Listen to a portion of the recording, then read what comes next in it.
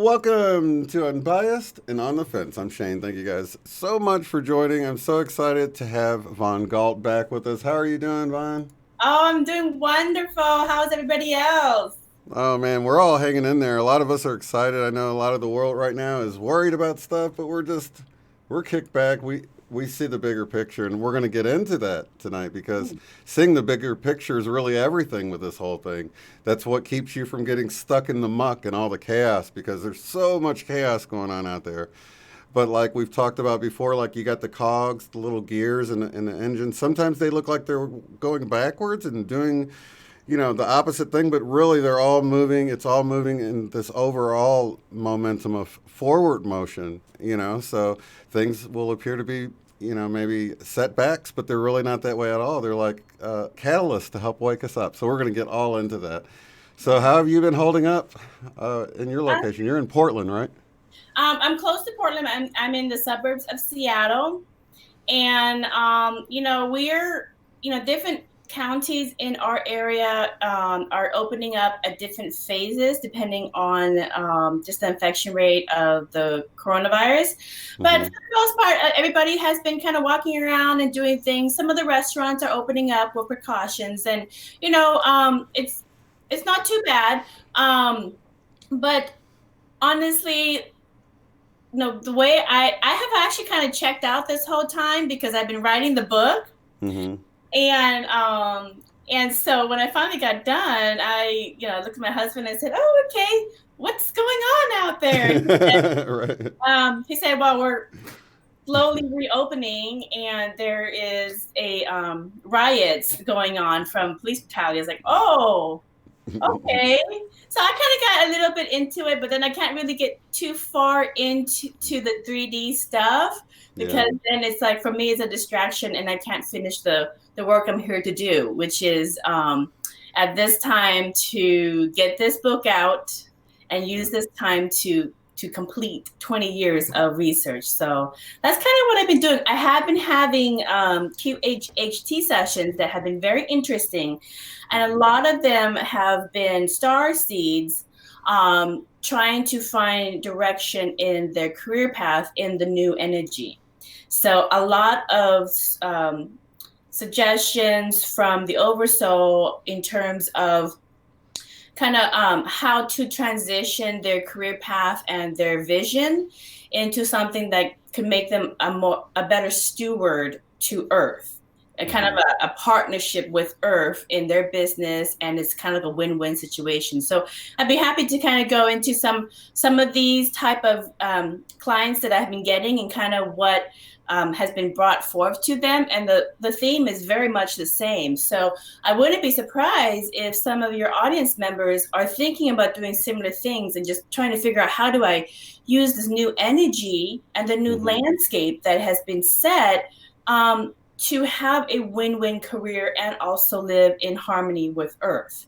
So that's awesome. So maybe we should lay the groundwork and kind of talk about these new energies for those who might have stumbled across this and they don't realize. They're like, what are you talking about? This is a bad thing, isn't it? Yeah. So okay, so I'll just play, because this has been building up. For so many people have been expecting this, but we didn't know quite how it was going to play out. But we knew something was coming, didn't we? Oh yeah, something big, and something big is still coming. So let me just give. As for some people who've seen me on the show before, this may be a repeat, but it's always good to kind of get a repeat of some critical information. Absolutely. So about a decade ago, around 2011 to 2012, many indigenous cultures, including traditions in Buddhism, Native American, Mayan, and many other traditions around the world, they completed their awakening ceremonies, to close out the cycle of polarity and separation and welcome in a new higher energy of unity consciousness, which would, according to the legends that all these indigenous cultures have been waiting thousands of years to do, was to bring us towards the golden age of humanity, towards a galactic future. Okay. Now, that's the premise that happened over a decade ago. Everybody remembers 2012. It wasn't Armageddon. It was the end of a cycle, and the beginning of a new one.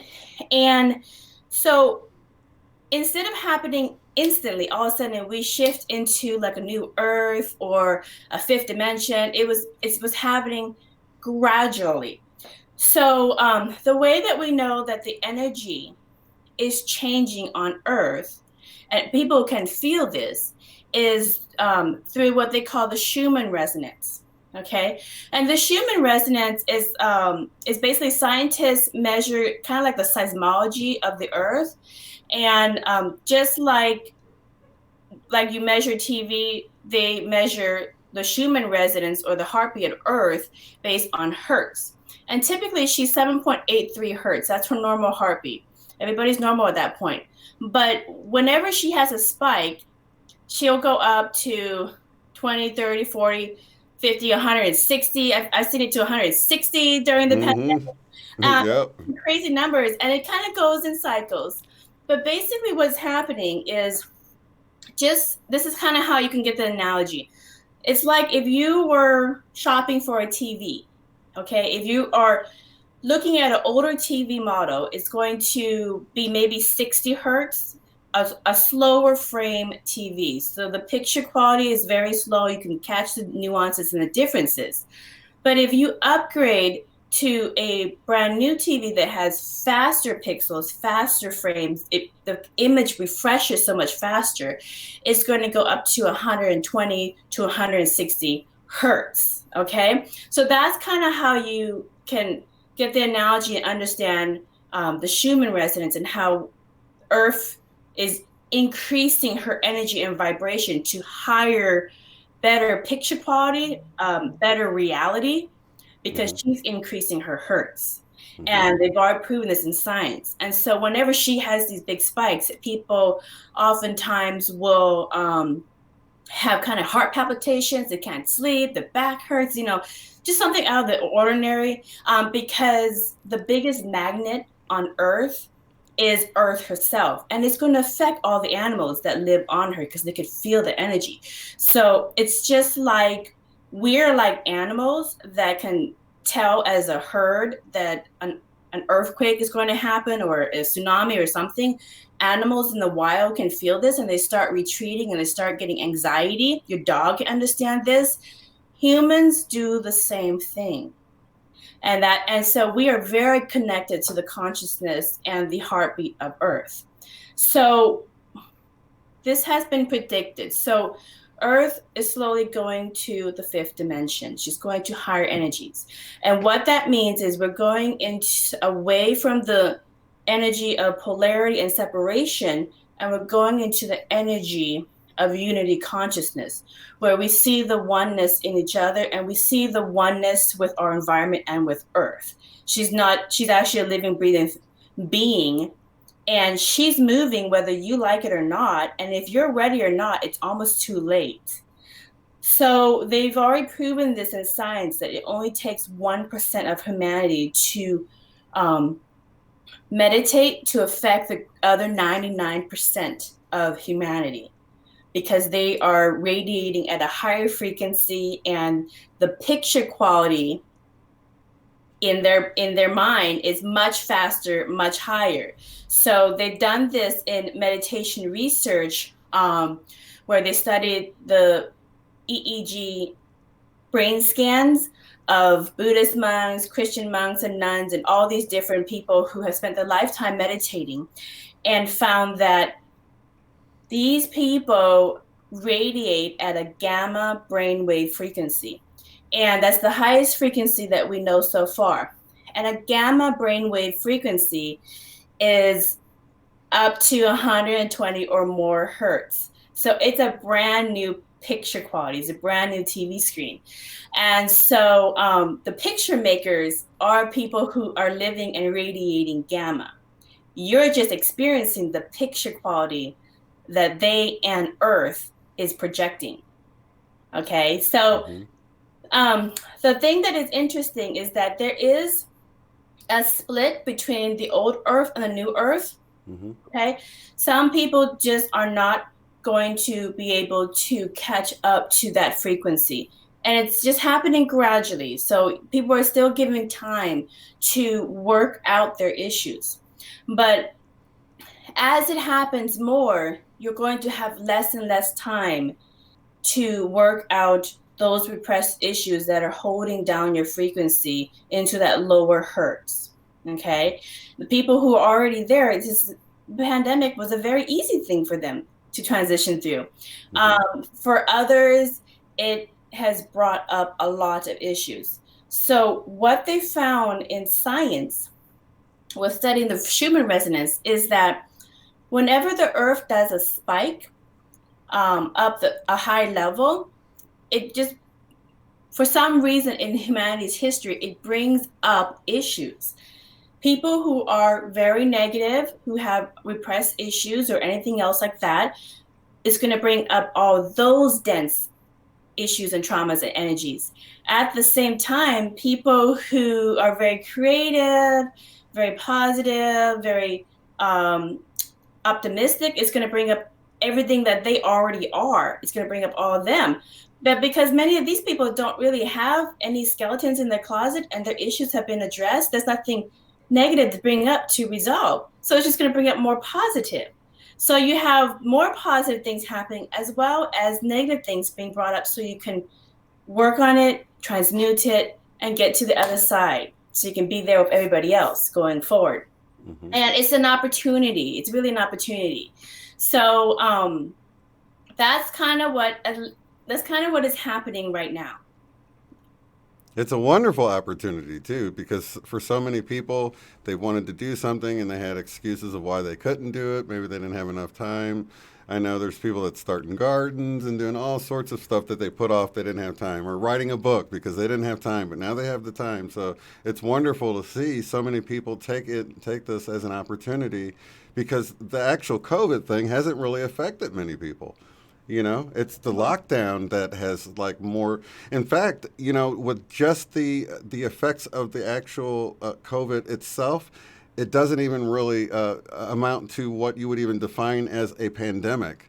The far-reaching part of this is our response to it rather than the actual virus, which is kind of funny because it's a pandemic, but only because of our response to it. But it's been a good thing for a lot of people. Yeah, and a lot of people. I myself in my personal life have, been affected as well. We don't have childcare because those, the school canceled early. So, everybody's been affected by it. There's no one who's not going to be affected by the coronavirus of 2019, 2020. And, there are a couple of things that we can really take from pandemics in history that we, can take and kind of mirror. There we had the Spanish flu, we had polio, we had smallpox in Americas. Those pandemics change history. Obviously, smallpox in America has wiped out a whole indigenous civilization, a very big amount of it, unfortunately. Yeah. And it changed the trajectory of America.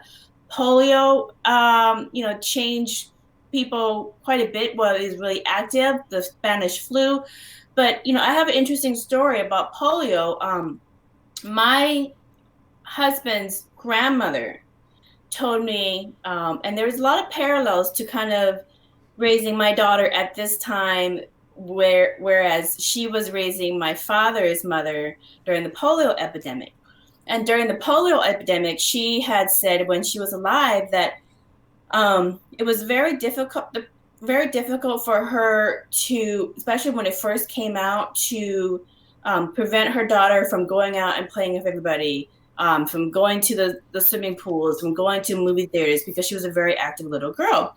And so until they found out more, when it first kind of was a thing, that was a very big struggle that her and her husband had. And I completely understand that. Because my daughter likes to play with everybody. And one of the things that she missed the most was to play with other friends. So she missed her friends. And we were supposed to go to Disneyland, but we said that Disneyland right now is shut down because some people are sick and they have to all hibernate in their castles. And, and they have to sing their songs and wait it out, just like we are. Right. So I know she's like, okay, well, maybe next year we'll go. But during the polio epidemic, my husband's grandmother, eventually they reopened. Everybody went back to their lives with some precautions until the vaccine came out, and hopefully there was a vaccine for that one. But his grandfather would get phone calls, because he volunteered, would get phone calls in the middle of the night, and then he would get up and meet other men at the military base to go pick up those iron machines, the iron lungs. And then they would pick them up at the military base and drop them off at whatever hospital in the 2 or 3 counties that we lived close to put them there, because they had expected an iron lung for a child that was affected by polio. And this happened quite often, and it happened for years until that epidemic was finally resolved. So imagine going through that.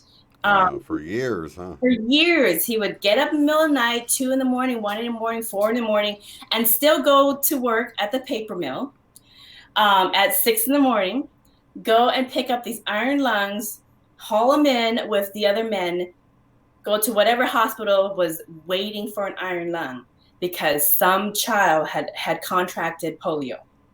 Wow. And nobody knew which child was. So everybody who had a child under 5 was scared because they didn't know that much about it. Right. So the thing that we learn with pandemics in history is that viruses, they do have a shelf life. Okay, the Spanish flu is not here. Smallpox, we've overcome that. So viruses have a shelf life, and coronavirus will have a shelf life. And I kind of have a feeling it's kind of getting there really quickly. Also, viruses have absolutely no affiliations to anything.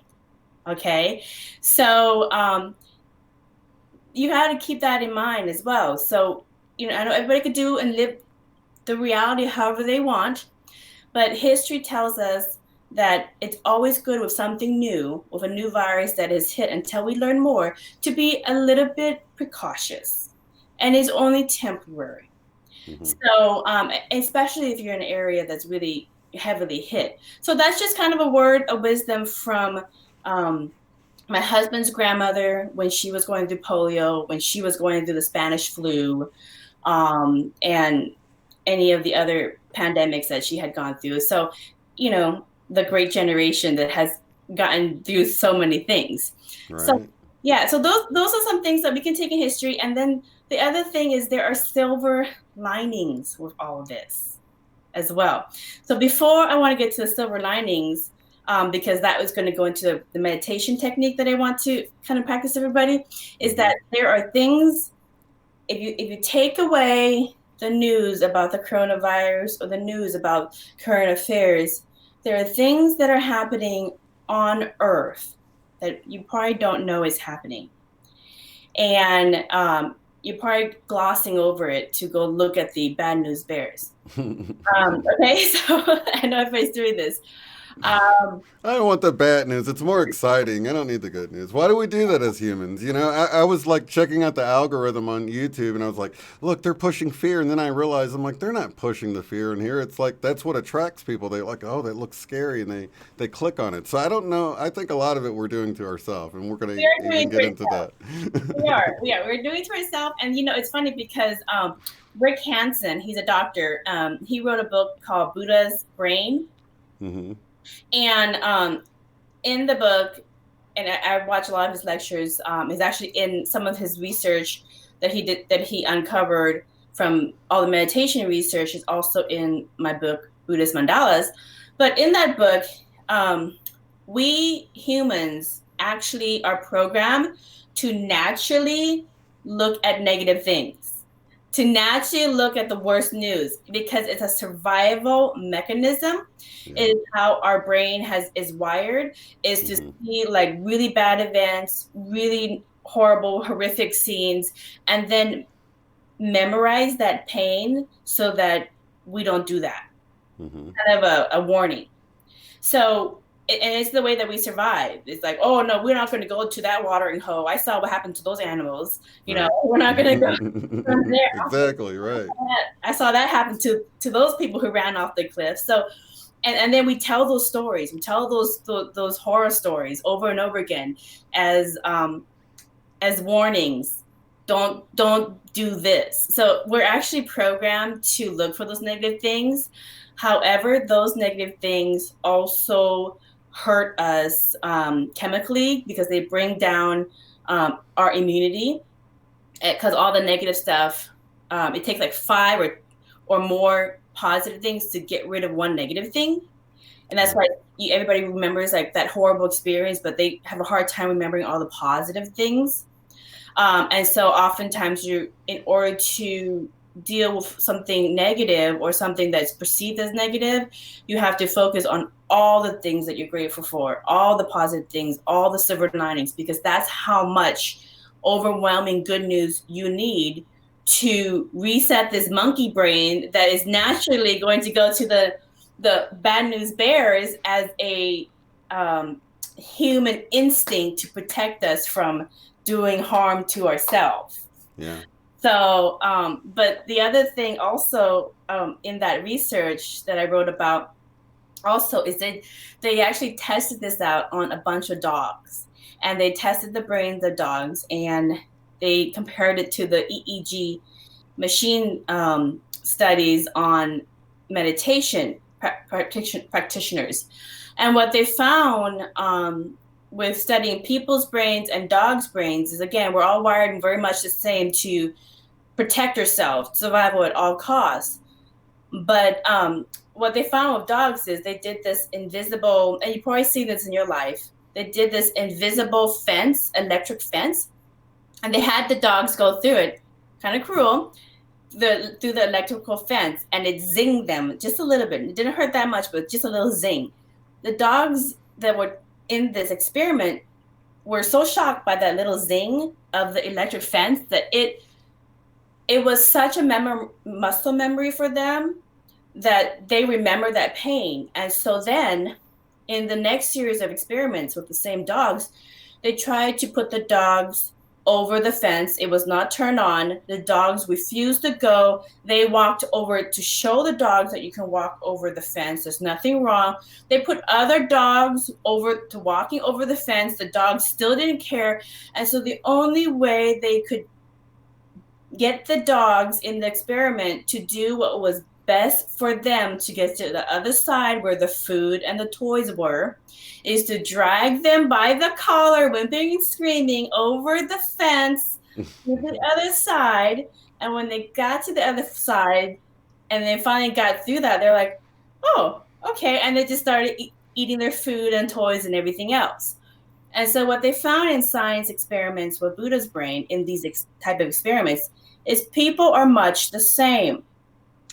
Meaning, the things that are good for you, you're not necessarily, very few people are, but most people are wired to keep doing the things that hurt them instead of crossing over to the fence to do the things that are good for them, because they are so afraid of the unknown. They're so afraid of being hurt. And so they just stick with what they know, even if it's bad for them. And so what a way to see the pandemic as a silver lining is that the pandemic is that electric fence that is no longer there. And we are the dogs that have to be pulled over to the other side, okay? And that's kind of an analogy of what needed to happen with humanity. because we Yeah. were so many chances and we didn't do it. And so the hand is being forced. You know, that reminds me, excuse me, of the one where they'll tie up an elephant with just a small rope from the time it's so small, and then it never tries to ever break it again. Yep. So they don't have to put a chain around it or something when it gets big, because they just assume they can't break the rope since they couldn't break it from the time they were small. And it's that same thing. I think a lot of times we're bound, and we feel way more bound than we actually are. We can just move, make any sort of movement whatsoever, and watch those, binds fall away, basically. You know what I mean? Exactly, exactly. So, and we're going to talk about, the silver linings of what we are all going through and what we are coming out of. But what is happening to Earth? So, for the people who are like, what was happening to Earth that I missed since I was stuck on Bad News Bears? And I have to tell you, Shane, I really want to go back to the Berenstein of the E Bears reality, because the Berenstein Bears of the A kind of sucks. You're not alone on that one. I want to go back to the Berenstein Bears. But okay, so we're in the Berenstein Bears. But what's happening to Earth? So this whole time during the pandemic, and as we're coming out of it as well, the Schumann resonance has gone crazy. It has just gone crazy. It has, from 7.83, it went to, we used to think, 30, oh my God, it hit 30, that's crazy. It hit 20 for the first time, that's crazy.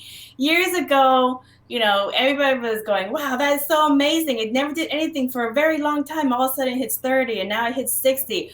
Well, now it's hitting 120, now it's hitting 160. And it's like, how far, it's the pandemic, in terms of the Schumann resonance and how many leaps Earth is taking in her energy. She's taking, like I said this in previous interviews, she has enough people who are going to support her that she's taking leaps. She's not taking baby steps anymore. She's not doing 10 hertz, 20 hertz, 60 hertz. She's taking leaps. So she's going 7.83, 60, 80, 120, 160. She's going there. She's going there. And it's just driving everybody nuts. So, you're really going, oh my God, I can't handle it. You're going too fast. You're going. But even that's an opportunity, right? For the meditation, Exactly. So it's, we really need a little bit of challenge, but she's definitely really going there, and she's going to keep going there. Because what's happening to her right now, you can look this up in science, okay? Again, as she makes those leaps, the energy, the higher energy, is forcing everybody to deal with the issues. If you don't deal with your issues, you repress issues with your character, with your life, with all the things that you sweep underneath the rug, it is going to come up in these higher energies, because there is no good or bad in these higher energies. It's just basically in a higher level. So it just brings all the gunk up, so it can move forward. And so if you don't deal with it, it will take you down with it. Okay, that's precaution. So really, there's so much help out there, and definitely use it. And as we've seen with going through this pandemic, so many people are like, just call us if you need somebody to talk to.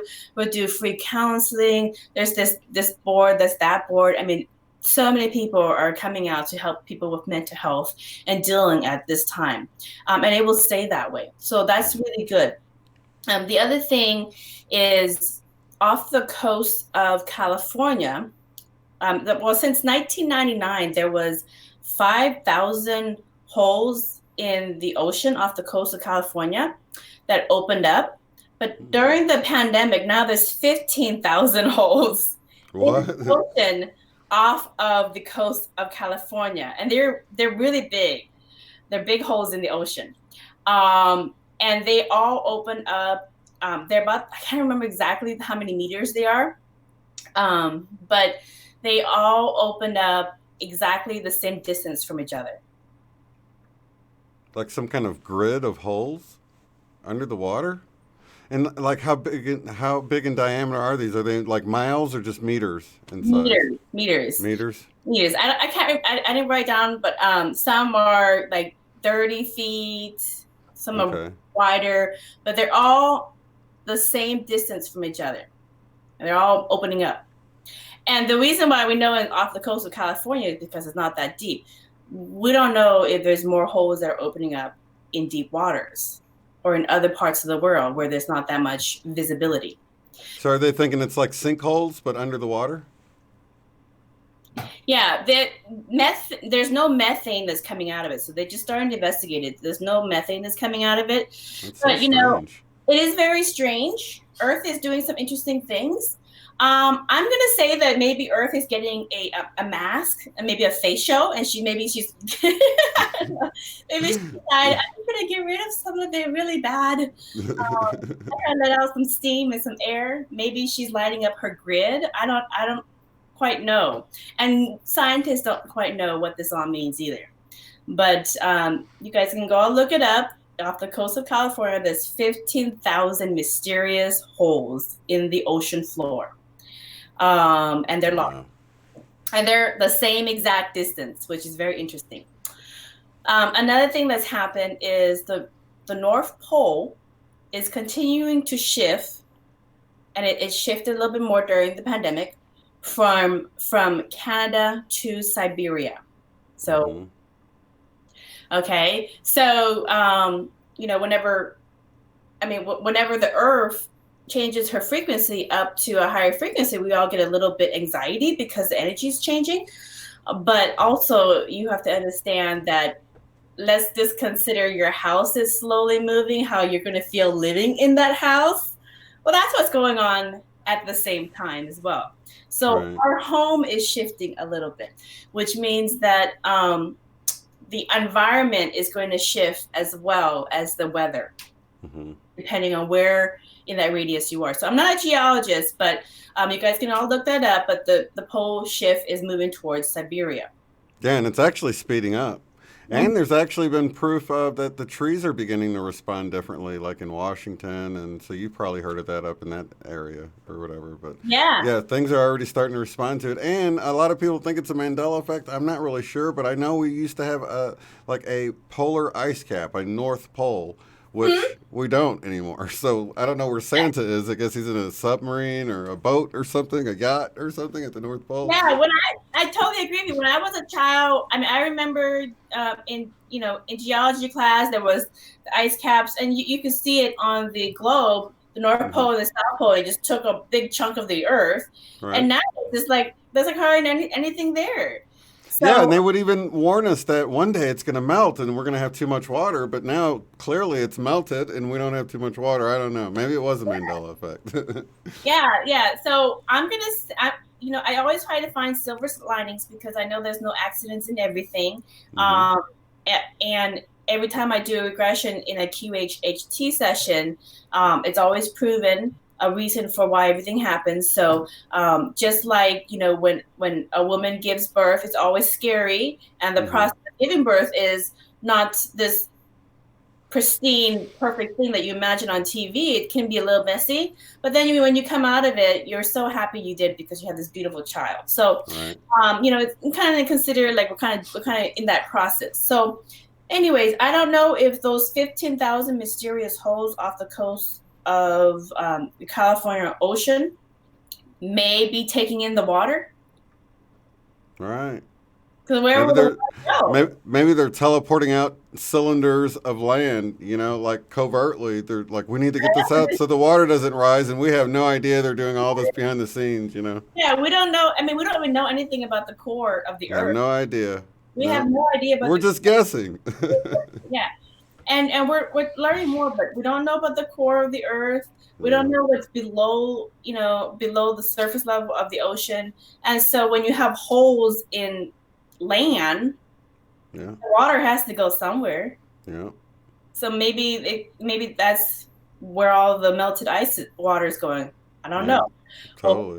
We'll find out, but that's interesting as well. And then the other thing that's interesting that's happened during the pandemic, and it may have happened before, but more so, is that there's the South Atlantic anomaly around South America is a very large, weak magnetic spot where the Earth ozone is very weak, and we get radiation coming through that. And it's grown bigger in proportion over the years. Well, the interesting thing that happened during the pandemic that was brought to my attention, and maybe it happened before, but then it became more obvious during the pandemic, is that big hole in the ozone layer that is not as strong is now split into two. There's two. It's split into two. So so in terms of like the silver lining, I'm like, well, what is that basically, what's a positive way of seeing that? And the way I see it is typically when you have one big hole and it's growing, it's going to kind of take in more, it's going to accelerate, it's going to build on itself. But if all of a sudden it turns in and splits off into two, now you have two holes, and maybe it's easier to fix. Right, maybe it's starting to close up. I know they've said we've had an improvement in smog and stuff like that since less people are driving. So I would expect this hole to get smaller down there. And and it's funny because when you're raised in school, they're like the ozone's getting depleted; it can't rebuild itself. Where did they get that from? Where did they get that it's not going to rebuild itself? And we see just in a matter of weeks, you can begin to see it's already repairing itself. It's like so much of what I was taught is not even true, and it's like you find out more and more. Like every year of your life, you're like, well, that wasn't even true. Yeah, we're finding out more about ourselves and about our planet all the time. But the South Atlantic anomaly is now two anomalies, and the hope is that as Earth repairs herself and hopefully we become more green society, Earth can repair those two holes completely, and then we will have a good, strong ozone to protect us from the radiation of the sun. So I see it as a good thing. Yeah, me too. Right? I see it as a good thing. And there is we have new satellite images of a black hole in the space that all of a sudden we're able to get more because it's supposedly closer. It's still far away, but supposedly closer to our space.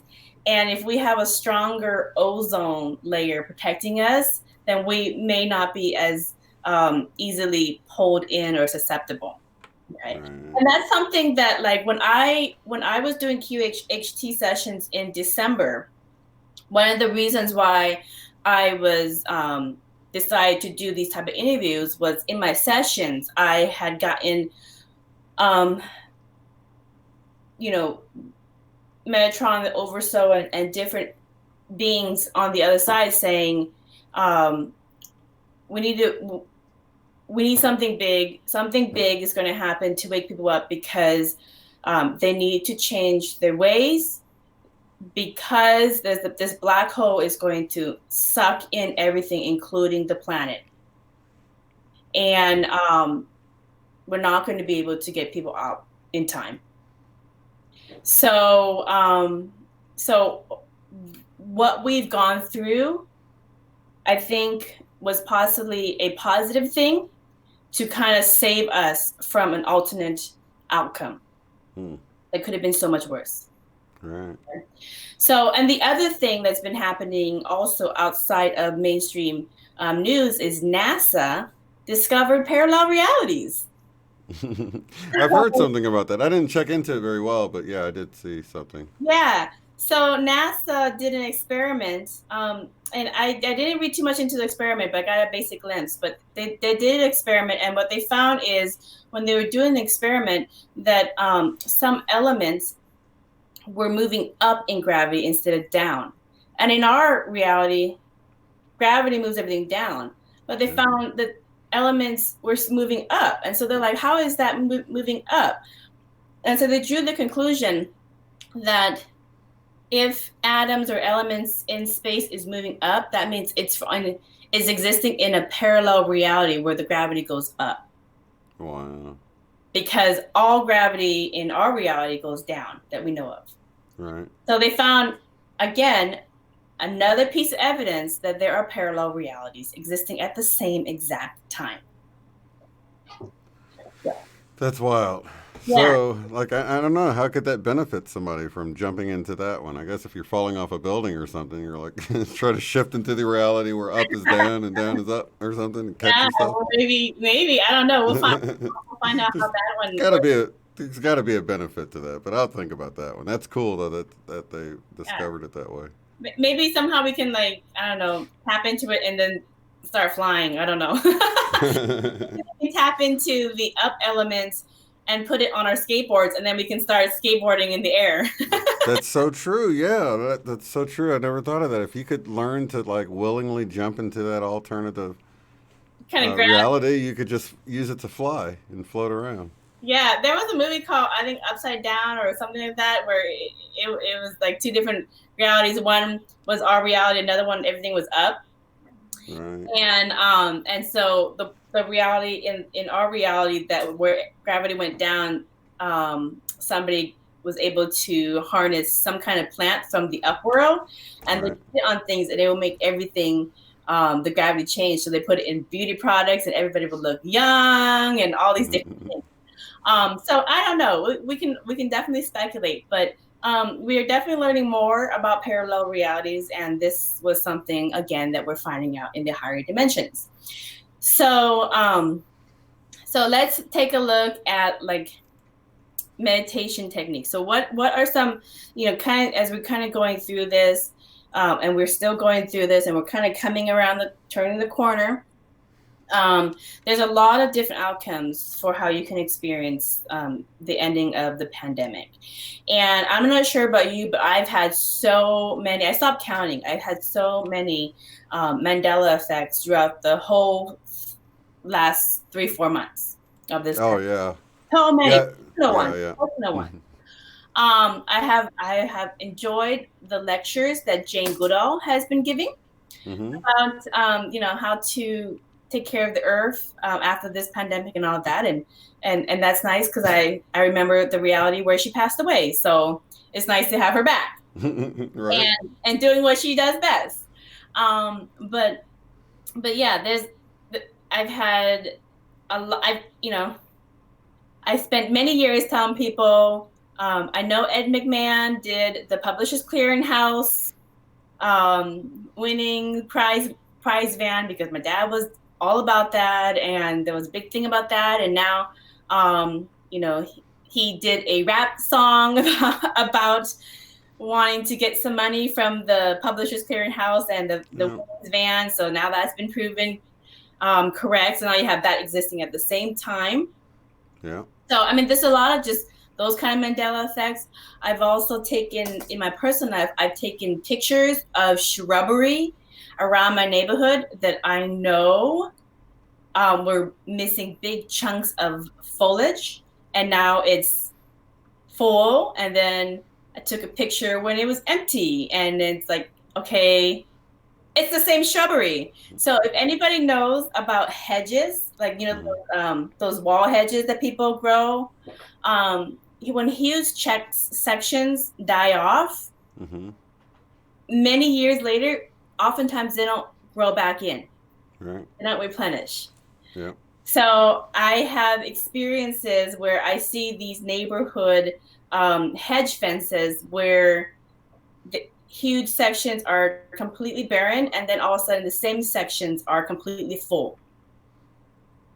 That's cool. Yeah. So every time I do see some kind of discrepancy, I take a picture, so that I can go back and take a look and kind of compare and contrast.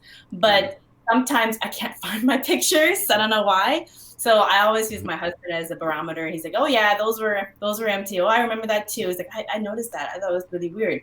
So Well, most of the times I find that the picture will either be gone, like it never existed, or the picture will change. Because I've had people like they were like, "Oh, I got a picture that's stored back before the sign changed," and they'll pull up the picture, but it looks like it was that way at the time they took the picture, but it Right. wasn't. You know, Yes. it's like the picture changes. It's like what? Yeah, exactly. Exactly. The residual is just people who's like, Yeah. I remember Yeah. that. That's why you'll find it in like tattoos or artwork where the human consciousness is introduced to it, because now you're going off someone's memory, or someone performing a cover song of a song that's been changed. Well, they've memorized it the right way. Now it's changed. So yeah, so they bring that residual evidence of the old. And of course, people that don't see it says, "Oh, you're just confused. That's why you're confused is because they've been singing it wrong." Well, It's a double-edged sword, isn't it? right. Those people exist in this current parallel reality. They didn't jump from the last one. So it's okay. Right. You know, Right, right. parallel people, they're parallel people. Yeah, yeah. So, you know, and I write that in my book, Buddhist Mandalas, about parallel people. And Actually, I think that's a great segue. Before we actually do the meditation, I'd like to show this book cover. Here, let me share my screen because this is beautiful, beautiful artwork here. Let me go back here and bring it up here. Look at this. Absolutely beautiful. So this book is, tell us about this book, Vi. yeah, so this is the book that I wrote during the pandemic. And, you know, whenever the Schumann resonance does a spike, I'm like, oh boy, here I go. Because I have, again, all my repressed issues are worked on and transmuted. So what I have is basically more abundance. So my challenge at these type of times is to balance all the positivity, all the abundance, all the creativity. And my husband has the same challenge as well. So our house has just been a beacon of creativity throughout this whole time. And again, it's our meditation. So the artwork you have here is beautiful female Buddha and Bodhisattva Kuan Yin. She's a Chinese, ancient Chinese female Buddha. And she appears in times where there's a lot of healing that has to be done. So she actually brought a lot of visibility to the bodhisattvahood, which in Buddhism means somebody who is about to cross over, but they hear the legions of suffering of humanity. And so they decide to turn back and help humanity a little further out of suffering.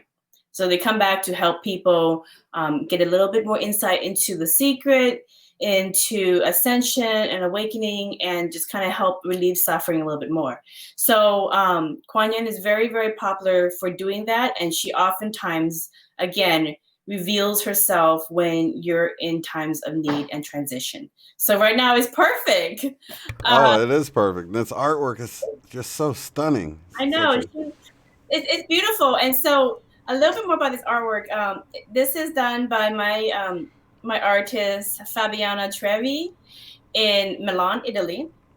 And so she was drawing this for me during she started like a week or so before the pandemic started in Milan, Italy. And then the pandemic happened, and she was channeling all the frustration and the anxiety and the worry into her artwork. And it really helped her heal a lot of the anxiety and stress about the coronavirus possibly affecting her family members and her senior family members at the time. Mm-hmm. So for her, it did help her focus and shift her energy into a creative pursuit that was meditative for her. And she came out with a beautiful piece of art, and I just love it. And it's basically a Buddhist mandala. So when you read the book, you understand kind of what I went over in the last interview, explaining a little insight on sacred geometry. Mm-hmm. That's the vision of what a Buddhist mandala will look like. And of course, in the back cover, I have a picture of me and my son, and my daughter. Yeah, my daughter was like, "Oh, where's my book?" I said, "I already did your book. You were the last Buddhism book, and so now brother needs his own book." And so she's like, "Okay, fine. The next book have my picture in it." So, so they're gonna take turns. So all my Buddhism books are probably end up having my children in it. So, because they think it's their books. Right. So, but that's awesome, though. That's awesome. Yeah, but anyways, but that's the book cover.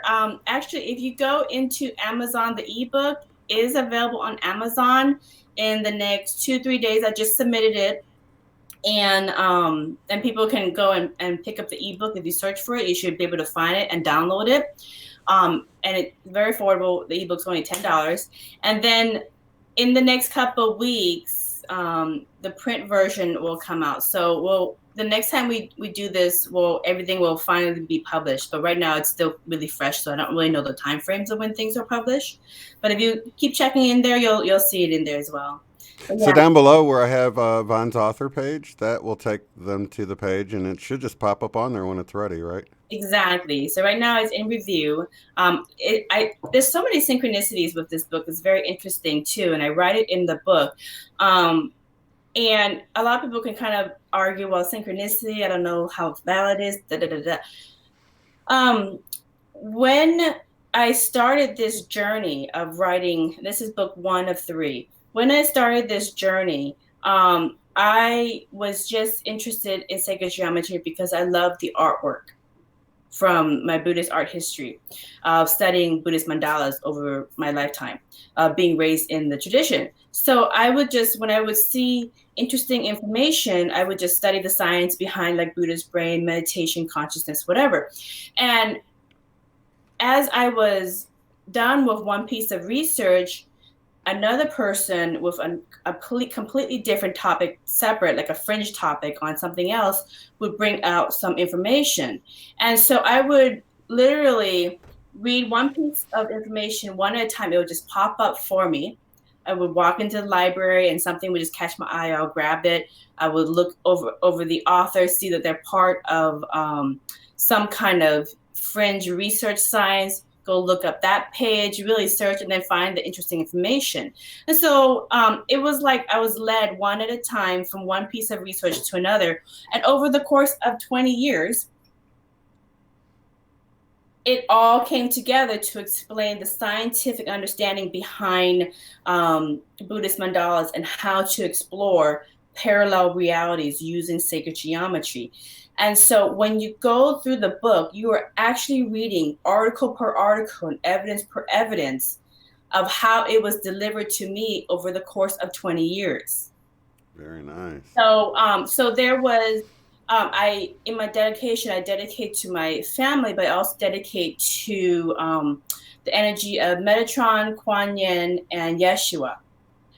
Because every time I would read information, there would be some kind of symbol around it that had a reference to sacred geometry, which is Metatron, or Kuan Yin, which is on the cover, something that relates to her, or Yeshua, something that relates to Yeshua.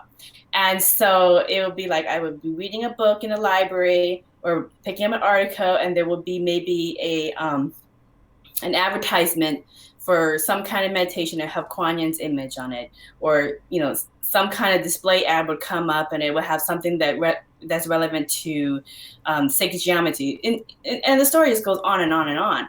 And even when I finished this book, I was so ready to be done with it. I was like, I need a big break. I'm ready to be done with it. One of the images was off-centered. So I was like, oh no, I want to be done. So I went to fix that one image, which is Tara, which is the mother of the Buddhas. And she is the mother of liberation. And so I fixed her image, I resized it perfectly. And so then when I resized it, I ended up resizing all the other images correctly so that don't have alignment issues. And it changed the page number to 399. And 399 is an angel number, which means to let go of the things that no longer serve you. How perfect is that, right? Yeah. So there's just so much synchronicity with this book. And so, if you have some synchronicities about something you're going through for like a year or 2 years, imagine 20 years of this stuff. Okay, it gets a little bit, it gets exhausting. So, and even when I woke up Sunday night, because I had 46 pages left to proofread before I was able to get it completely done and submit it. And I woke up Sunday morning at 8:46 a.m. And 8 is the infinity symbol for the universe. And 46 was the exact number of pages I had left to proofread before it was done. So it was like I woke up and the universe said, get up, girl. You're going to finish your 46 pages and you're going to get it out there. So it was really funny. And don't take forever to do it, right? I know, right? So, you know, so if you ask to be of service, sometimes, you know, they will come through in different ways. And because I'm not interested in being like a channel or anything else. I just want to be Vaughn. I want to do my thing. I want to live my life. So you're going to have to be creative in how you utilize me as a resource. And they have been very creative. So I've been using the synchronicity. Yeah, and I love that too, because it's like the more you pay attention, the more you realize that you're always getting little signs and synchronicities. It's just we normally aren't paying much attention, you know. Yeah, exactly. So so this is a perfect segue into you know, meditation techniques. Transition. Yeah, how do we transition to the fifth dimensional energy that has come up and is going to continue to come up and become the norm? Okay, how do we make this energy normal to us? So, you know, one of the things, first of all, is, you know, we always want to pay our respects to those who did not make it. Okay, because, and I've had clients come in and they want to do sessions to speak to people who have been affected by the coronavirus. You know, either it was fatal for them or they had a really bad experience recovering from it, or they just wanted to know. And what's always shown is that it is part of their plan, and it had a purpose in their life for some reason or another. It's always made available to them to see. So, you know, we always want to pay our respects to those people who have not made it through as positively as maybe some of us have, because it is a tough experience. Mm-hmm. The other thing also, in order to pay those respects, is to move forward and move forward in a positive way so that their suffering and their closure of a chapter in their life was not in vain. Okay, so when it comes to the other side and the spirit world, it's always about grace.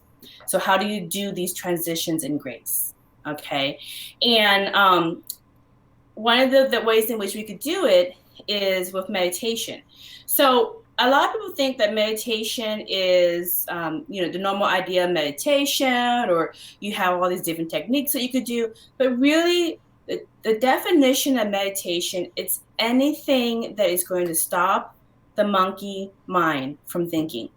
And it's going to change your brain waves from beta, which is, you know, we're kind of in test mode, to gamma. Okay. And gamma is the highest frequency in the brain that we know so far that people can get in meditation. And it is those high frequencies, kind of like when Earth and her Schumann resonance goes up to 120 or 160 or more hertz. Gamma also goes up in those hertz as well. And gamma, like I said earlier, is typically reached by a lot of monks and nuns who meditate a lot and focus on reaching those high levels of their consciousness. So we could all do this, and some techniques that everybody can do to get to either alpha, which is where you can reset the programming in your personal life, or gamma, in which you can reset the greater reality based on what you contribute to it. But basically, some of the things that you could do that is active meditation is you can do art, you can do music, you can do gardening, you can go on the nature trails. Any kind of exercise in which when you're doing that activity, you are not thinking about anything.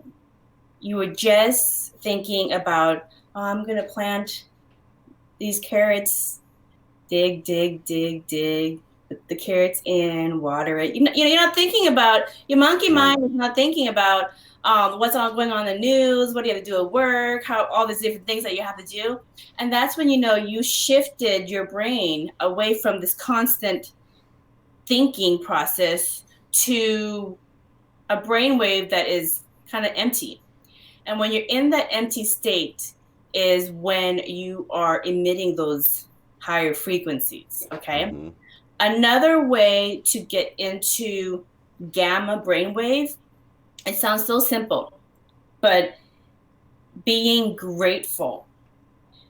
They found this in science. When you are grateful for something, mm-hmm. and you list the things that you're in gratitude for, your brain has no choice but to change to gamma brainwaves. So what they found, the same thing in research in Buddhist brain, is you have monks and nuns who are meditating and reaching gamma, but then you can also have meditation practitioners and participants that just sit there and think about the things they're grateful for, and they get the same results. Wow. They get the same result. Okay, so... And that's really one of those things where no matter where you are, no matter how bad things are, it can always be worse. So you could always be grateful. Even if your kid's sick, you can be like, well, I'm so glad my other kid's not sick, or that I'm healthy enough to take care of my child right now, or whatever it is. I mean, it could always be worse, right? And you can always be thankful that it's not worse, right? That's exactly right. So, I'm breaking down meditation so that it's not so fringe and mystical. Mm-hmm. However way gets you to that frequency and works for you, that's what works. Mm-hmm. So let's take a look at some silver linings. How do we have silver linings with what we all just went through?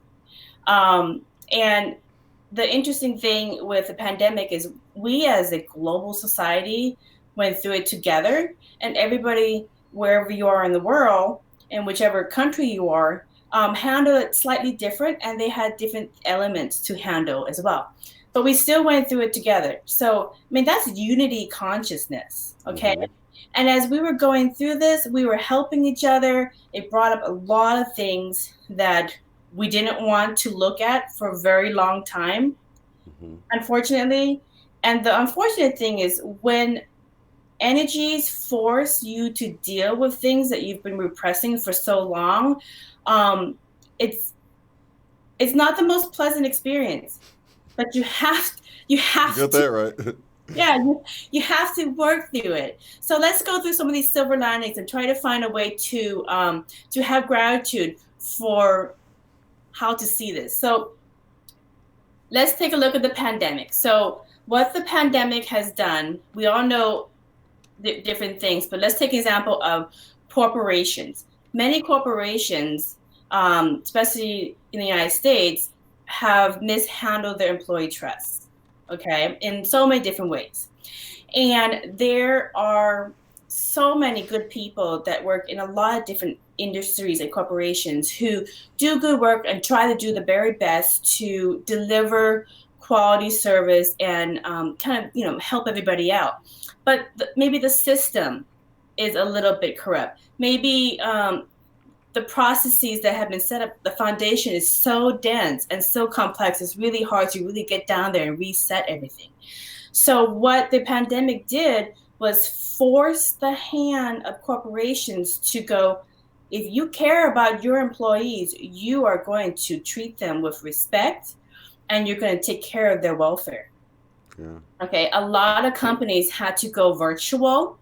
A lot of companies had to really instill some protocols for the safety of their employees. And you saw companies also that didn't care. And it showed right there. So it just really, again, Schumann effects, it's just polarizing. It's just really polarize what you are. It's just bringing everything up to go, is this who you are?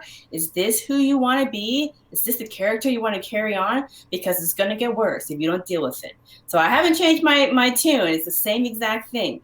So what it did was bring corporations up to go, we need you to be integrous. If you want to exist successfully in the fifth dimension, you have to be integrous. You have to be transparent, and you're going to have to fix some things. So we're going to force your hand. So that was interesting as well to see that happen. It's almost like a reset button was pushed with corporations.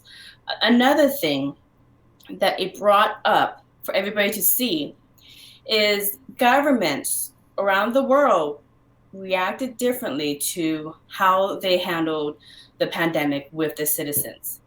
And you got to see which governments came through and which governments had gridlock, which government had political back and forth, which governments worked together. You got to see it. It brought everything up so that you can deal with it and you can fix it.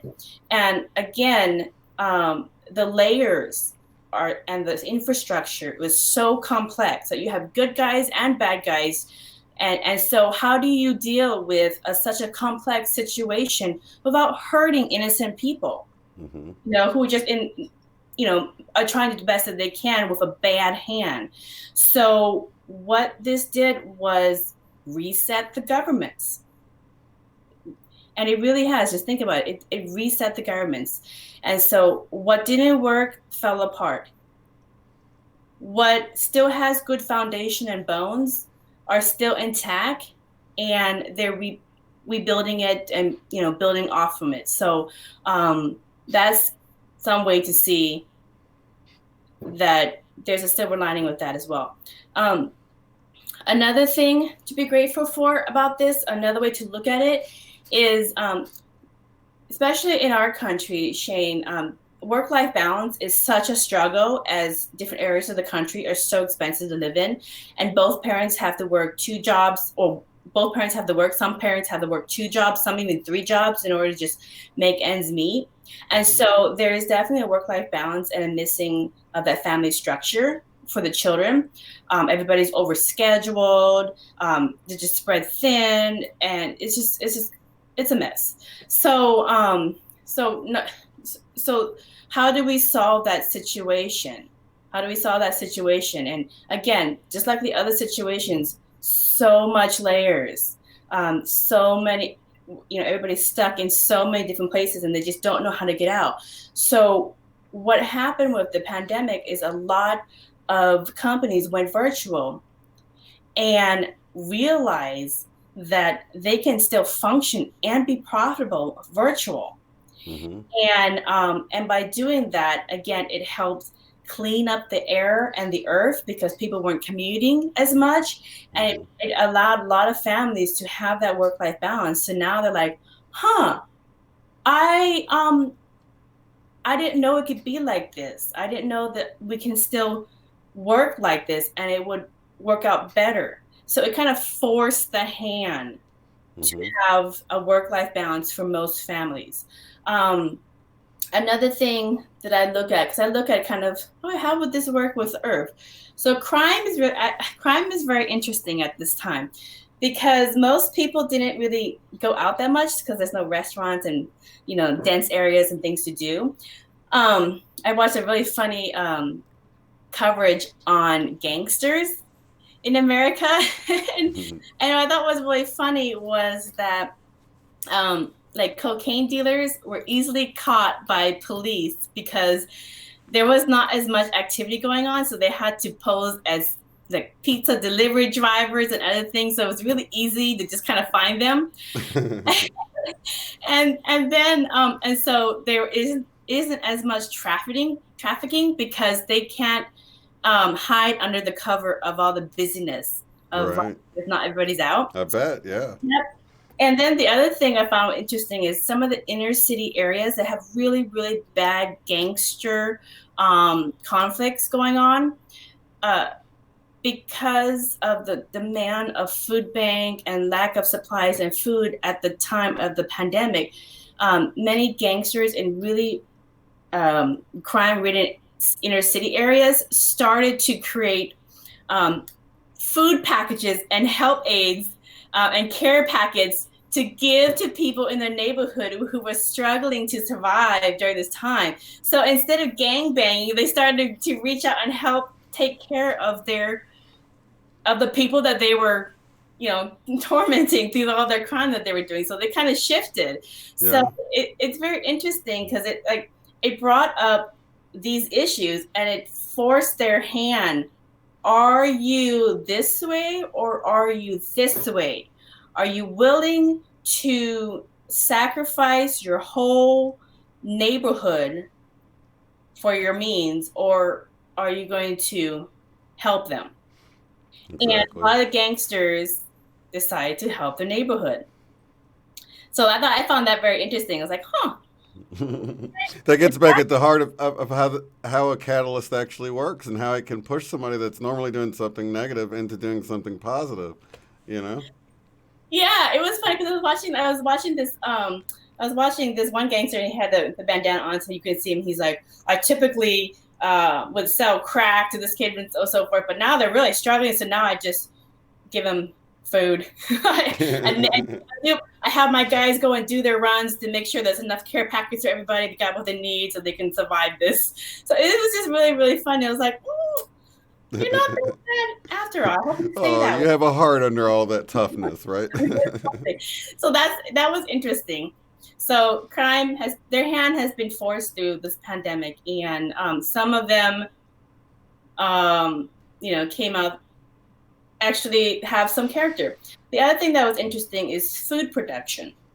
Okay, a lot of people have watched a lot of documentaries, and I've watched a lot of documentaries over the years about just sanitation with food. And with this pandemic that we've gone through and closing out on, it has forced the hand and forced like meat producers to put safety precautions in how they manufacture meat and how they manufacture food.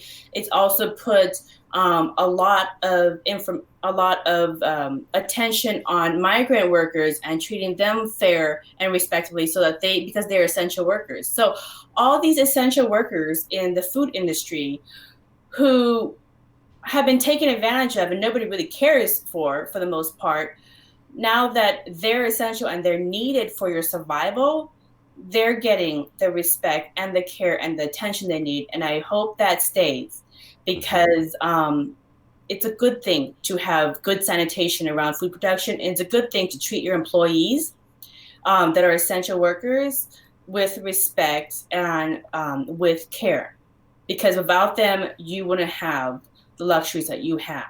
So that's a silver lining to be grateful for, that maybe moving forward, we can carry on that higher level integrity in how we manage the food industry and the people that work in these industries.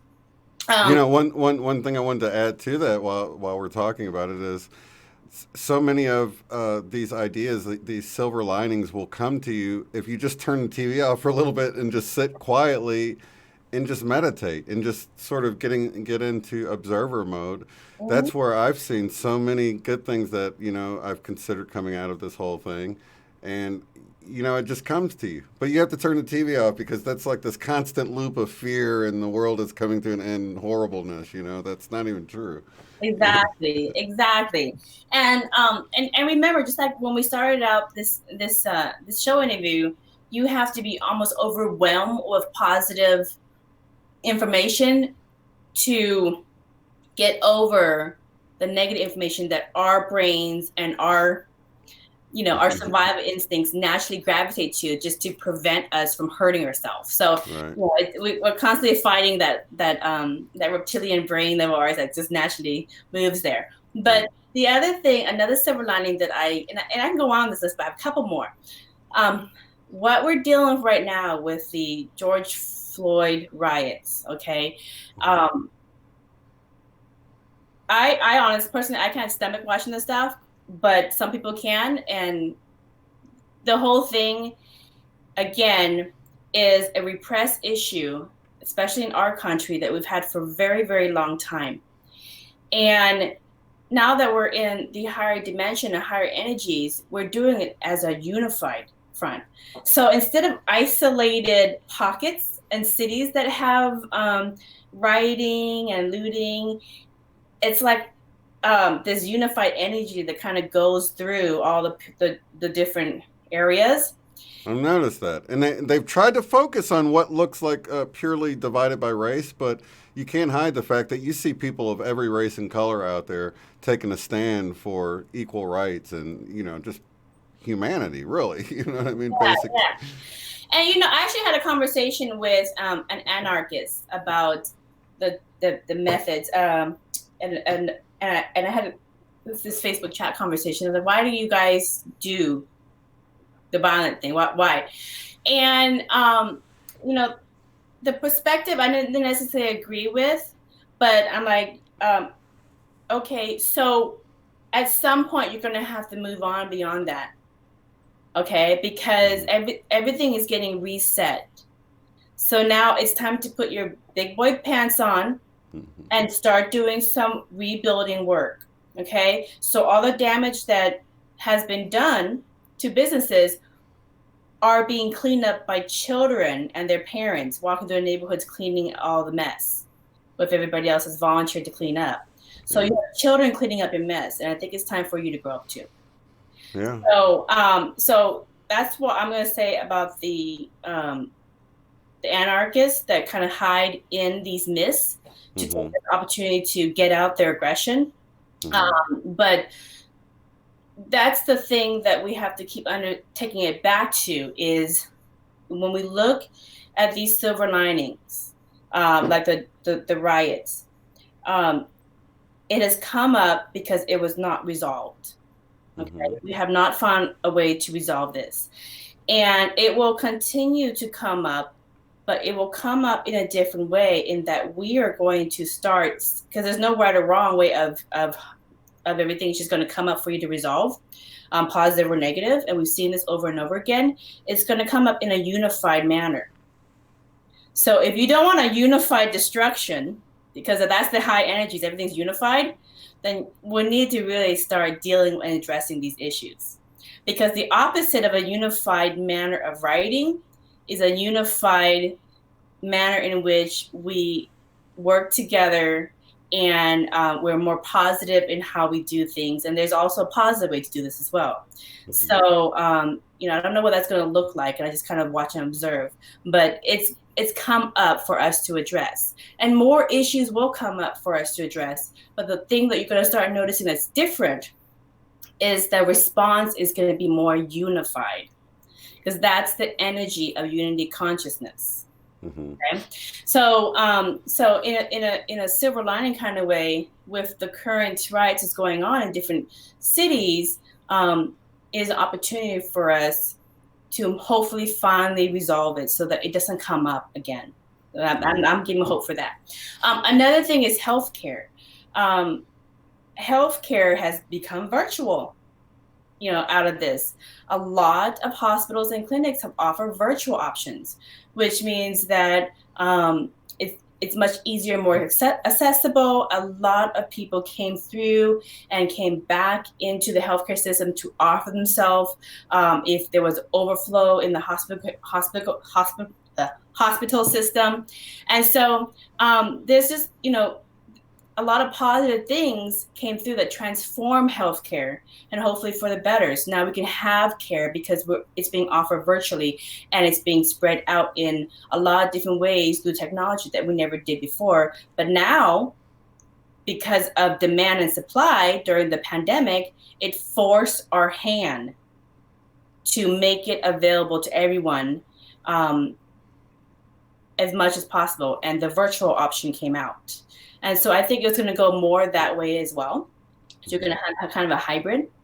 The other thing also that I noticed that came out that's a silver lining is relationships. And if you were in a relationship that was good, it got better during the pandemic.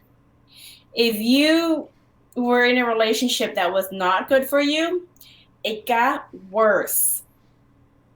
Okay. Now remember the fifth dimensional energies, and whenever the Schumann in the earth does her spikes, she's just a magnet. Okay, she has no opinion of good or bad. She's just a magnet, and all she does is amplify what you already are, what's already existing in your life. She's just digging the dirt and bringing it up for you. Okay, so if you got dirt, it's gonna come up. If you don't got dirt, but you just got a lot of positive energy, all that's going to come up. Whatever you are, it's going to come up for you to address.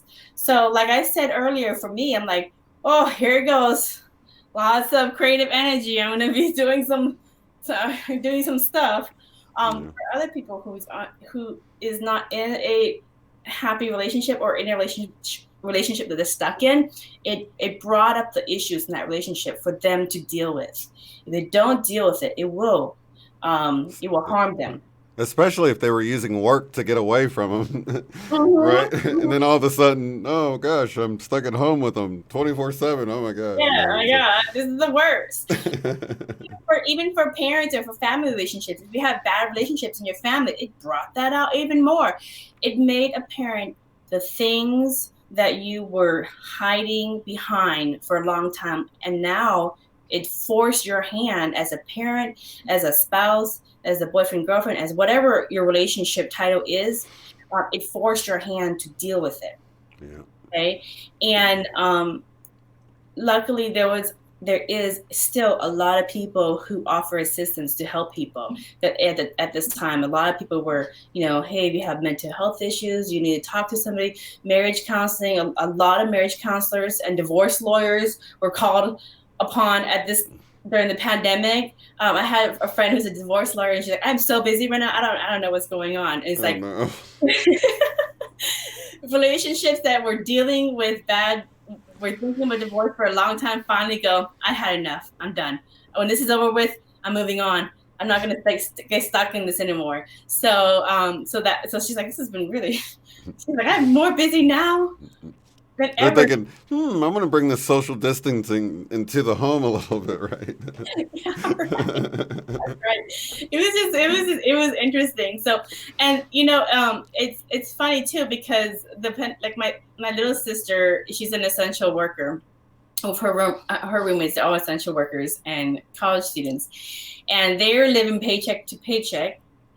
And they're like, thank you, coronavirus, for the stimulus checks, and the unemployment, and the bonus to the unemployment, because now we have in nice lump sums, first, last, and deposit, to move into a much bigger house out of a very small apartment. So they would never have been able, because they were living paycheck to paycheck, they were never able to save enough, thousands and thousands of dollars, to make that move. And so they moved from a 2-bedroom house, all 4 of them, to a 5-bedroom house. They have 2 dogs. So 4 people, 2 dogs in a 2-bedroom house. They moved to a 5-bedroom house with a huge yard. The homeowner is a very nice landlord.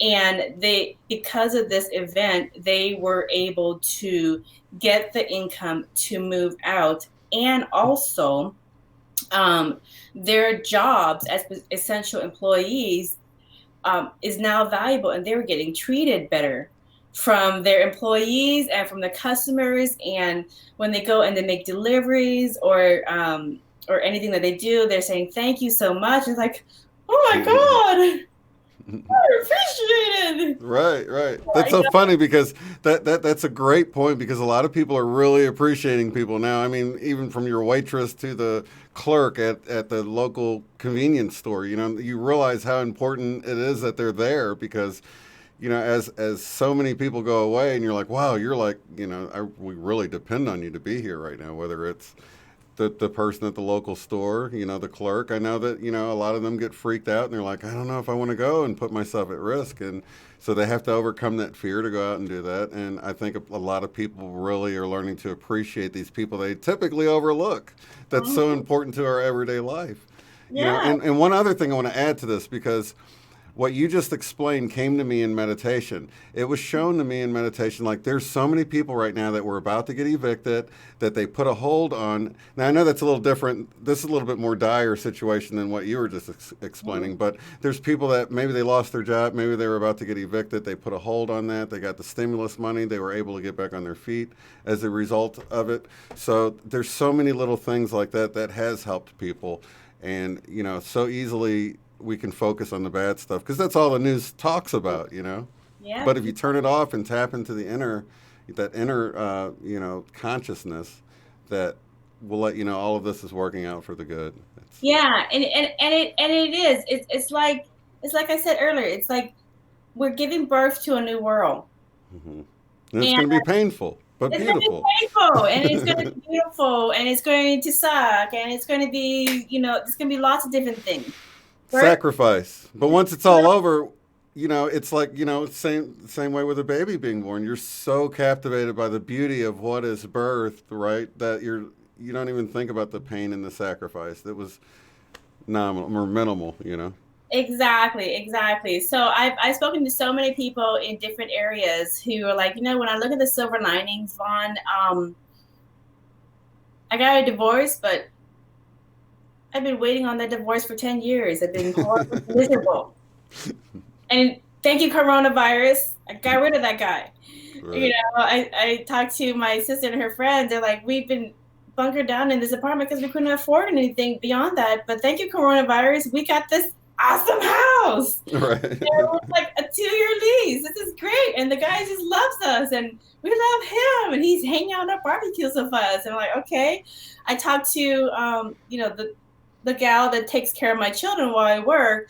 And she's just like, I could never have gotten the money saved up to pay for my custody for my child, to get more time with my child, because she's going to the custody battle. She's like, I would never have afforded all that.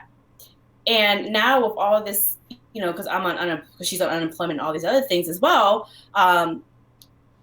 she's able to afford to do that. So something that she could, because she was living paycheck to paycheck. So she could not afford to do that for years. And then the coronavirus came in, and all of a sudden, through all these different things that are happening that were sad. Yes, she lost her job, and yes, she's on unemployment, and then this and this. But now all of a sudden, she has the money to get the lawyer she needs for her custody battle, which she's been waiting 5 years to try to piece a little bit at a time to get. And the carrot keeps moving. So she's like, thank you, coronavirus. Okay, so I mean, there's more and more cases of that. And I will say also, on the flip side, there are sad things that are happening too. And I mean, I'm not partial to it either. I've had to lose my childcare, and my husband and I had to, you know, while we can't have our childcare coming to the house, had to, you know, do some sacrifices as well.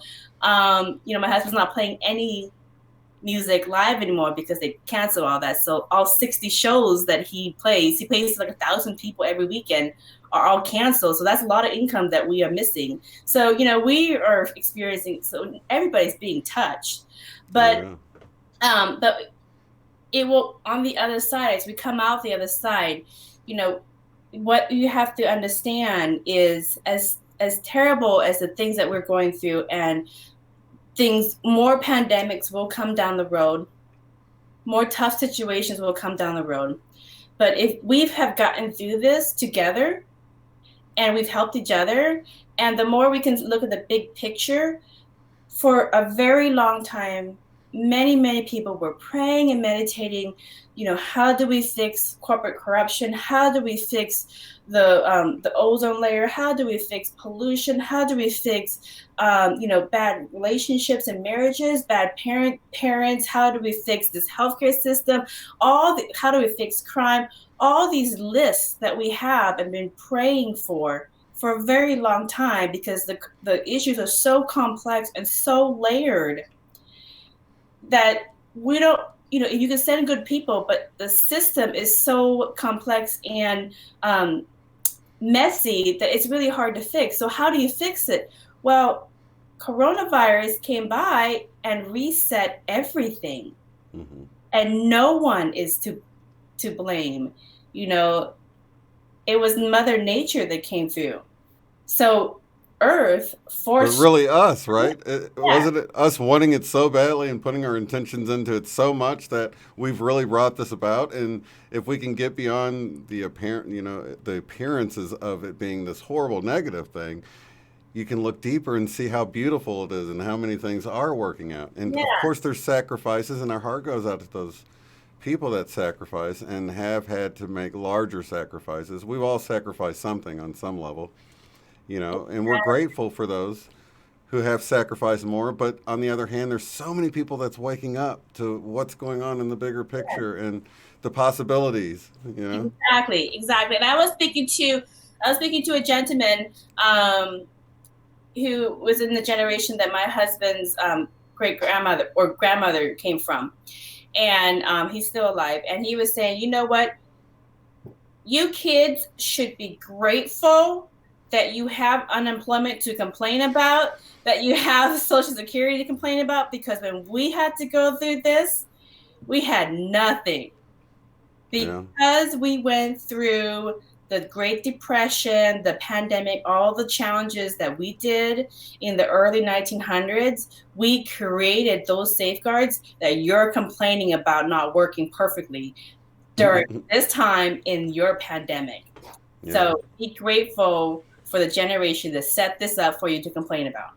Right on. Well, a lot of us were actually. I know my wife and other people that work in the food industry were actually making more sitting at home than they would have going in. So we were able to catch up on a lot of bills, and it's actually been better financially for us. And I know it's like that for a lot of people. Because I don't really have any income. So for her to get that extra, I think it was like 600 or something. It was like more than she made anyway. Yeah, So the bonus, the bonus. yeah, it was crazy. So we were able to get caught up on stuff. It's been truly a blessing. I haven't really had to worry about anything coming in, and so I don't have any complaints. I'm Yeah, really thankful. exactly. I'm really thankful. And then the gentleman that I talked to, the senior gentleman that I talked to, he said, you know what? And stop being guilty about using the stuff that you paid into. So he said, Right, I paid into it my whole life. You paid into it. Stop being guilty about it. That's what they're for. right. So it's not going to last forever, but that's what they're for. And And people even talking about it like we'll never recover from this. I'm like, hey, even if we have to tear it down and start something new again, if it's wrecked it beyond repair, fine, we'll start something new. Maybe then that means it was time to restructure the financial system, right? So however it works out is going to work out perfectly, is what I feel like. exactly, we have to what's that saying? Let go, let God, let Jesus, let whatever, Right, right. let Buddha, let go. It's Hmm.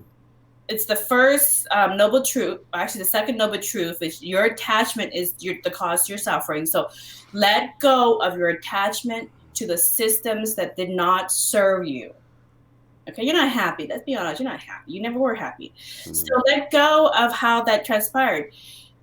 Whatever is left over after this is completely done, we can just kind of like when you flip a home, sometimes you have to tear it completely down because the root is rotted and everything, the foundation is bad. Some homes, some projects, you can take it down to the bones and you can build it out. Some projects, it just needs a little, makeover in the kitchen. So, the same thing with all these different infrastructures and Hmm. systems in our society that has really been given a reset. Hmm. Um, Even the education system. Look how they're having to redo the schools and everything. It's like, dude, we need yeah, it. We need it.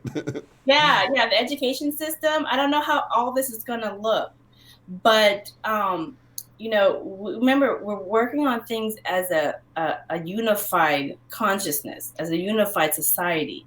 So when we're looking at fixing the education system, we're looking at how these people are doing it in this country, how these people are doing in this country. So we're having a bigger palette to choose from to how Hmm. we want to do it. So we've been given an opportunity that doesn't come around very often. We've been given a reset button, and in everything.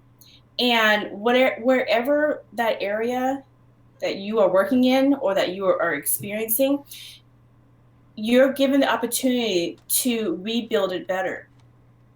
So maybe some of the foundation is fixable and you just fix some of the foundation. Maybe some of it is just too complicated, you start brand new. Whatever the situation is, you're given the opportunity to make it better. So it's time to pick up the tools that you have been training on for your life, and time to build it the way you want.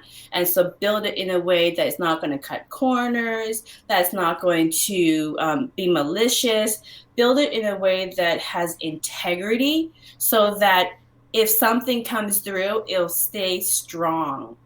Mm-hmm. Okay. So like in all of my interviews before, I always talk about integrity, having integrous consciousness, et cetera, et cetera. I actually wrote 2 books, business books on, have integrity, because you are going to have that life review. Mm-hmm. Okay. And everybody who went through this journey with us and maybe chose to be violent or chose to be harmful or hurtful, they're going to have those life reviews. Okay. So, everybody's getting a lesson that they are going to get, and they're going to get the parallel reality that is a matching frequency to them. But for many of us that are here, we're here to go through the shift and then to build it better. So what does building it better mean? Okay, because you got to do the work. Okay, no one's going to do it for you. So you wanted a reset button, you wanted a do-over. Maybe you got it. Okay. And now it's time to move on and put your thinking caps on and your big boy pants on and get to work. So and work with everybody. So like in medicine, for instance, like let's say you work in medicine, you can utilize some of the things that we learned from the coronavirus and have it be virtual. You also saw the things that didn't work, and now you can address those as well. So there's a lot of different ways that you can make it better. If you work in careers, and I work in IT, and one of the things in IT, like I work in the automotive industry, and I taught during this time, I pivoted very quickly and taught a lot of my clients how to do virtual phone calls. And they weren't really familiar with it, but taught a lot of new technology to them, so people can have that opportunity so that they don't lose any possible sales from that, because they couldn't see customers in person anymore. So taking that forward, they're even more flexible, more versatile. So in IT, instead of spending all of our beautiful brain energy on stupid apps, because we have nothing valuable to do, we actually now can use that beautiful, cohesive algorithms and brain energy to build technology that is going to help all these different areas that have been shown to us need some kind of fusion with technology. Medicine needs virtual. A lot of companies need some kind of virtual aspect of it. Schools need some virtual aspect of it in case something like this happens, that they need to have some flexibility.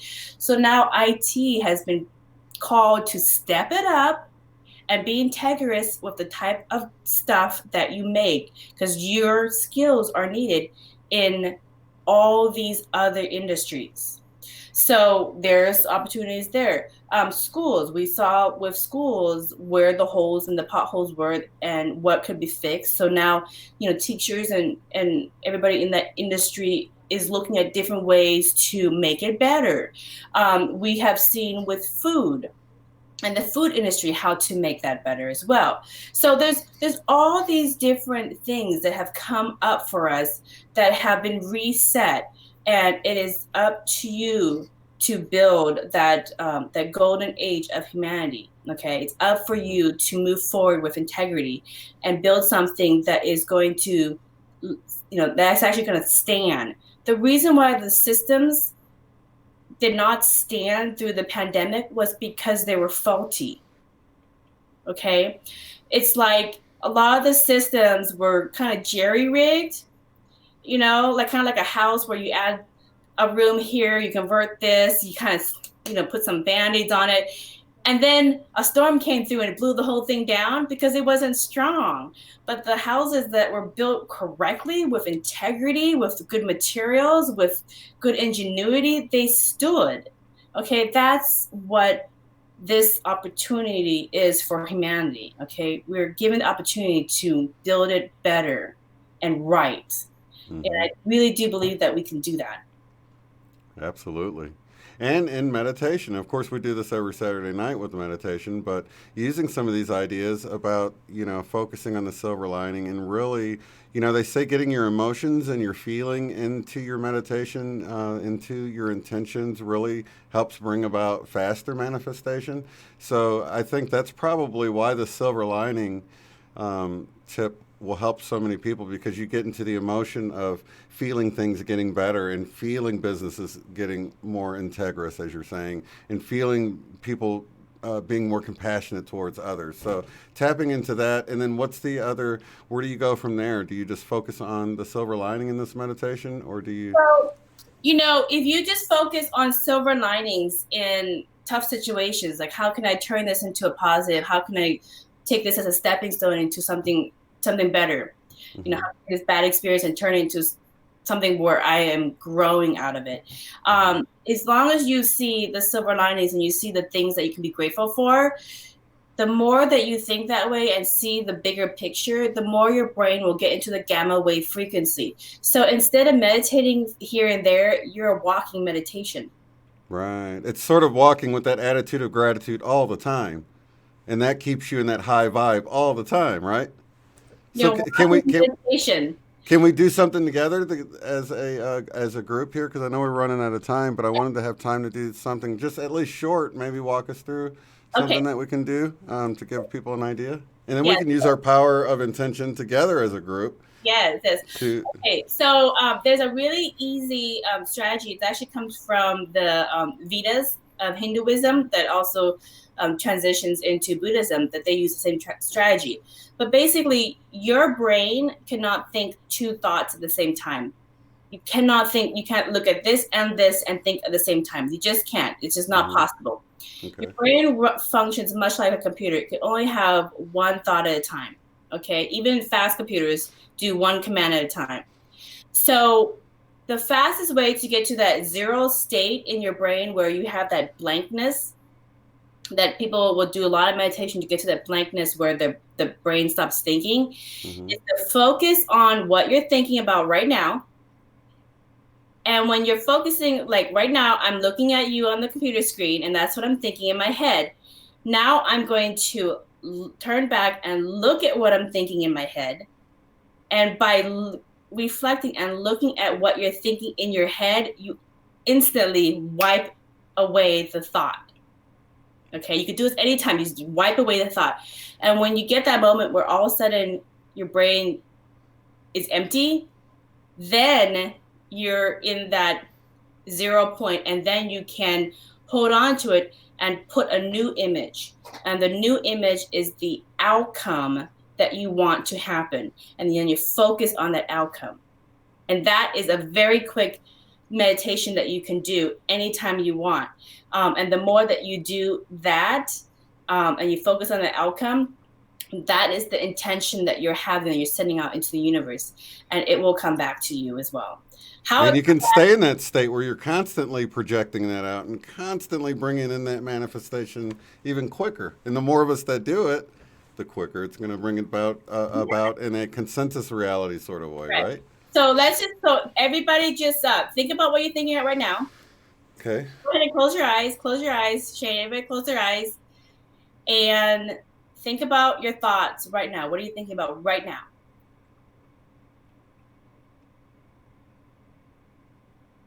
Okay, and then as you're refocusing on what you're thinking about, you're going to get that moment where there's a blank thought.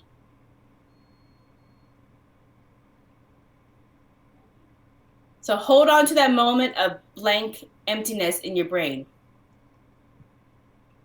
Now put in there how you want this outcome to work for you and your family. Just put in the image, whatever the image is.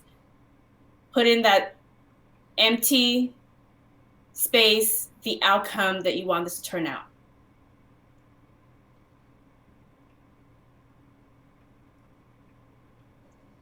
And if it helps, you can put your tongue on top of your the roof of your mouth. That will help you kind of tune in. I really feel that. And that's it. I like that. So simple. You don't need to spend 2 hours or 3 hours or anything else. It's so simple. And then, of course, you can practice. You can be a walking meditation. Just look at the silver linings all day long. Be a walking meditation. And oftentimes, if you're a walking meditation, you'll be surprised. You'll get free things all the time, too. So I've noticed that, too. Yeah, so for me, I've been doing this conscious breathing thing where I just take it, because breathing's automatic, and it's sort of like you take the steering wheel again of your mind. And like you're saying, so often we relate with the voices in the head instead of being the observer. And as soon as you pop back and you begin to observe, then you're not thinking the thought anymore. You're watching the voices, or you're observing the thoughts, right. and then you can let go of them. Right. You, in that act of observing the reality instead of being part of the reality, you have stepped out of the ego. Yep, you separate it.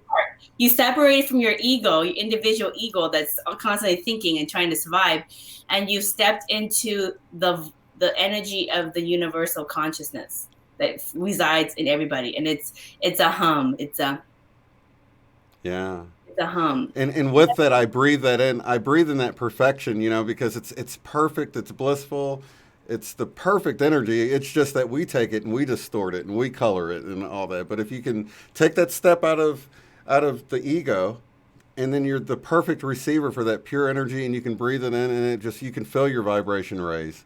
Oh, yeah. And you feel like there's no anxiety, too. Just feel it. Just keep doing that. And it's such easy meditation. I always try to make things so easy for people. And then if you find other things that kind of get you into that meditative energy, do that as well, like art and music. But speaking of music, I sent you a link. So my husband has been doing streaming shows with his 80s cover band, Nite Wave. And on July 12th and 13th, they have a Facebook Live streaming free show. And Shane will put the Facebook Live link on the description. But he actually created this teaser video to kind of get the word out as well. So he's been doing a lot of music. This is meditation during the pandemic. So if you can play that really quick, and then I want to leave your audience with a last message from the universe that I get from my QHHT clients. Okay, you want me to play the, let me see here. It's the YouTube link that I sent you. If you could bring that on the screen and play it.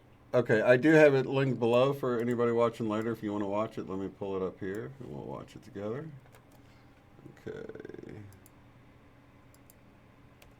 Okay. And then I will share it. Hey, everybody. 1 second. Let me bring you into it. Oops. Okay, let me share my screen. You won't be able to hear it, but you'll be able to see it. Oh, you won't be able to hear? Oh. No, you won't be able to. Everyone else will. Well, everybody else will, okay. Yeah, because of the feedback if it's trying to send it to you. So let me go to here. Okay. Make sure you guys can hear it. Let me pull it up on the screen for you guys. Okay. Hey everybody, Evan from Nite Wave here. We wanted to invite you to our first ever live streaming shows, June 12 and June 13. You might be hearing some gems like these.